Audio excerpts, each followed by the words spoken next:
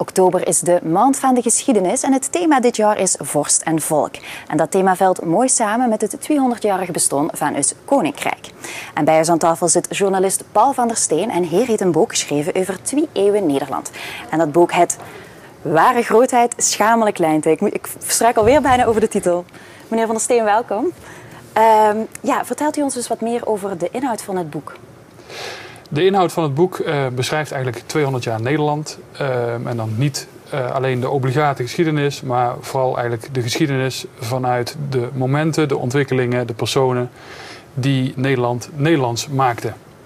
En die fragmenten, dat is niet één verhaal, het zijn fragmenten, die heeft u bewust zelf gekozen? Ja, ik heb geprobeerd om er zoveel mogelijk een mix van te maken en ook niet alleen te blijven hangen op geëikte historische momenten, maar ook bijvoorbeeld te kijken naar heldenverering, de Nederlandse keuken, sport, dat soort onderwerpen. Maar bijvoorbeeld ook spoorverbindingen, de autosnelwegen, wat hebben die gedaan met Nederland? Dus heel breed? Ja.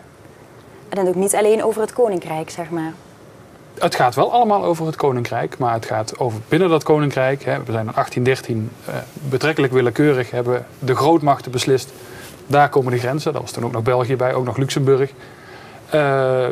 En we waren toen nog niet vanzelf één volk. Dat is allemaal gegroeid in de loop der jaren. Tegelijkertijd is dat iets wat niet per se in ons zit. Ik bedoel, als je ons opensnijdt of je gaat ons DNA bekijken, zit daar niet ergens nog een streepje of een code die ons Nederlands maakt. Dat is allemaal gevormd in die geschiedenis. En dat heb ik proberen te onderzoeken. En daar ben ik allerlei deelonderwerpen gaan bekijken door de jaren heen. En die titel, want daar kunt u ook nog wat over vertellen waarom u precies voor deze titel heeft gekozen? Ja, het idee is eigenlijk een beetje van zoals elk land, en dat begon zeker in die 19e eeuw. Het was eigenlijk de eeuw van het nationalisme. Elk land was erop uit om een soort trots uit te stralen. Was op zoek naar eer voor het vaderland. Nederland was daar geen uitzondering op. Tegelijkertijd is Nederland een land altijd een beetje te groot voor het servet, te klein voor het tafellaken. We hebben regelmatig onze neus gestoten. We stoten nog onze neus. Kijk naar wat er gebeurt in onze relatie met Rusland. We hebben ook een soort ingebakken neiging om, als het allemaal een beetje te nationalistisch en te protserig wordt, om dan intern discussies te gaan starten van of het allemaal wel kan. Of het gaat over het Koningslied wat niet deugt. Of Zwarte Piet? Zwarte Piet is misschien ook wel zo'n discussie. Die tegenstelling wil ik eigenlijk in die titel vangen. En ook, u concentreert zich in uw boek ook op de nationale geest, of die al dan niet aanwezig is. Ja. Ja, maar hoe vang je zo'n nationale geest? Want die is natuurlijk niet, die is vaak aanwezig als er een WK voetbal is, maar was die doorheen onze geschiedenis ook zo vaak aanwezig? Die zit dus in een heleboel aspecten. Hoe wij omgaan met het leger, met inderdaad... met het leger, hoe bedoelt u dat dan?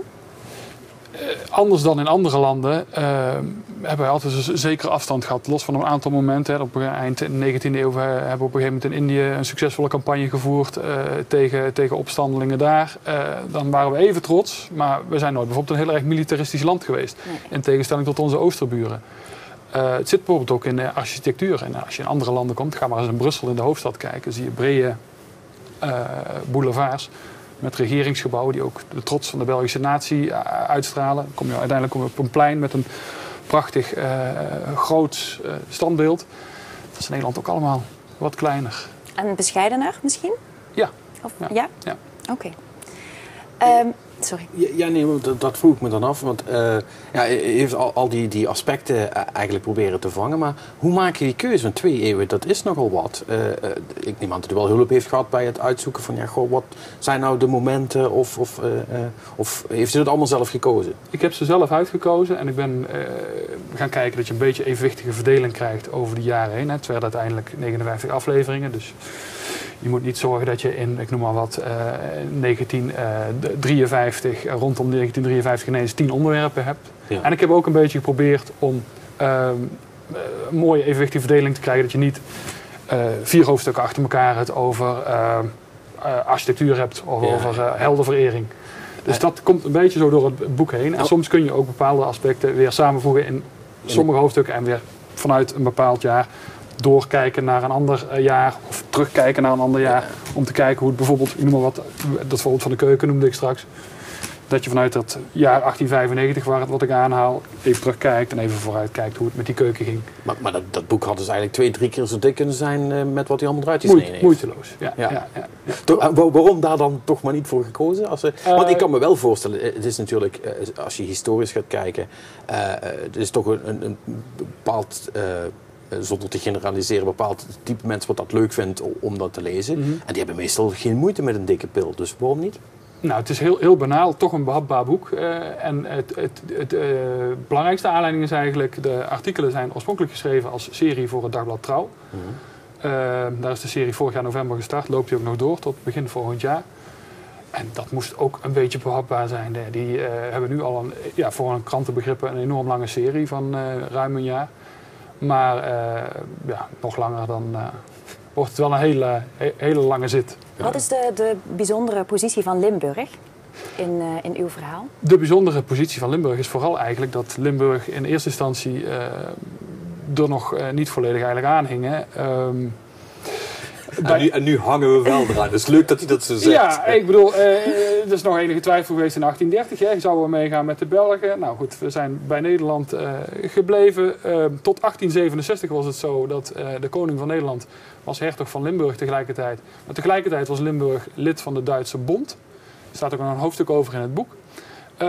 Kwam er in feite op neer dat als Duitsland of Pruisen in dat geval in oorlog zou komen, dat er gewoon Limburgse jongens, misschien wel een oorlog ergens in Polen of ergens in Hongarije of zo zou moeten uit gaan vechten. Is er niet van gekomen. Uiteindelijk is dat ook in de minne geschikt en is in 1867 Limburg bij Nederland gekomen. Wat niet betekent dat toen iedereen zich plotseling geweldig Nederlander ging voelen. Misschien is dat nog niet helemaal het geval. Nou, Maastricht die doet wel mee aan die viering van het 200-jarig bestaan van het Koninkrijk. En is dat dan eigenlijk terecht? Of, ja? Ik denk dat dat best terecht is. Men heeft volgens mij gepoogd om een mooie evenwichtige verdeling door het land te maken. En het thema in Maastricht gaat worden internationale oriëntatie. Dus dat past wel. Dat past wel voor zo'n twijfel koningsrijksdeeltje. Ja. Nou ja zeg. Ik kom hier altijd bekijkt vanaf als Maastrichtenaar, maar dat weet u nu. Het Koningshuis staat nu volop in de aandacht natuurlijk.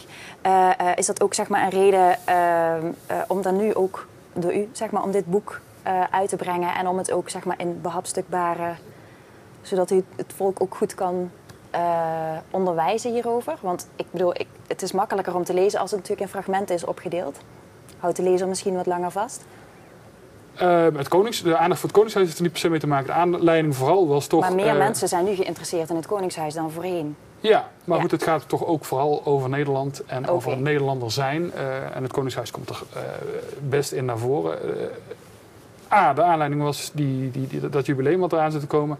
En aan de andere kant ook wel een soort fascinatie. Een hele tijd lang heeft Nederland eigenlijk een beetje uitgestraald van... wij zijn eigenlijk een soort land, we hebben het eigenlijk helemaal niet meer nodig dat Nederland zijn. Hè. We zijn al ver voorbij zo'n nationale identiteit. En dan zie je eigenlijk vanaf pakweg 2000 beginnen wij met z'n allen te discussiëren over wat betekent het nou om Nederlands te zijn. We gaan mensen die Nederlander willen worden een inburgeringsexamen afnemen.